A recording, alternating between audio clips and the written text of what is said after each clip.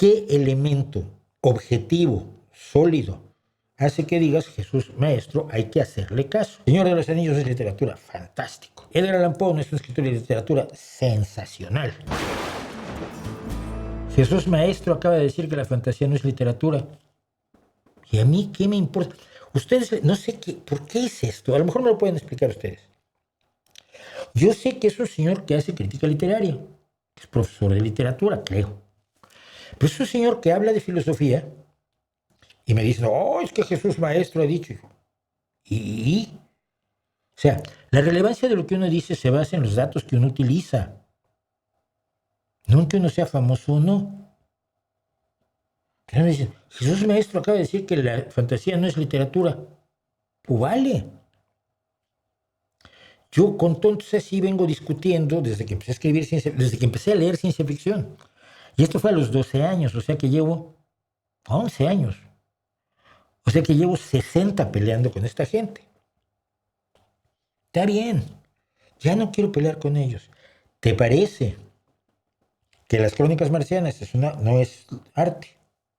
No es literatura, fantástico. El Señor de los Anillos es literatura, fantástico. Edgar Allan Poe es un escritor de literatura sensacional. Luciano de Samosata, Cyrano de Bergerac, Kepler, ¿no escriben literatura? Muy bien. Amado Nervo no escribe literatura, el encantado de la vida. Parece que Amado Nervo escribe aquel famoso ¿quién será en un futuro no lejano el Cristóbal Colón de algún planeta? ¿Quién logrará con máquina potente sondear el océano del éter y llegar allá donde llegaron solamente los osados ensueños del poeta? El gran poema de ciencia ficción de Amado Nervo, creo que es de 1914 o 24.